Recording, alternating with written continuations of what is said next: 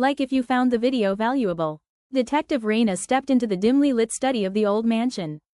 A single bulb flickered above, throwing shadows across the polished mahogany desk. On it lay a revolver, a whiskey glass, and a neatly folded note. The door had been locked from the inside, the windows sealed. Yet Mr. Devraj Mehta, the wealthy businessman who owned the estate, lay slumped in his chair with a bullet wound to his chest. The uniformed officers whispered the obvious.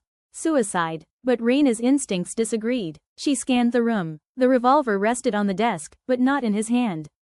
The glass of whiskey was half empty, only one fingerprint smudged across it.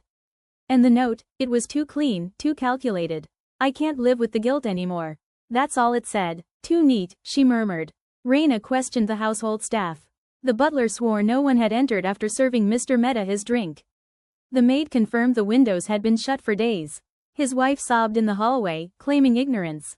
And yet, guilt. What guilt? That night, Raina returned alone. She replayed the crime in her mind. If Mehta had killed himself, why leave the gun so far from his hand? Why write such a vague note? Her eyes fell again on the whiskey glass.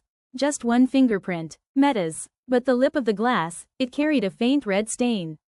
Lipstick. Raina called the forensics team back in. Under UV light, they discovered faint traces of poison on the rim of the glass. So, Mehta hadn't pulled the trigger. He had been poisoned first. The gunshot was a cover-up. But who fired the shot, locked the door, and vanished? The answer lay in the lock itself. A thin scratch along the inside latch, fresh, metallic. Raina's mind clicked. The killer had used a string trick, tying a thread to the lock, pulling it shut from outside after leaving. Then, snap the thread, and it looked like the door had been locked from within. Confronted with the evidence, Mrs. Mehta broke. Her sobbing turned into a cold, hollow laugh.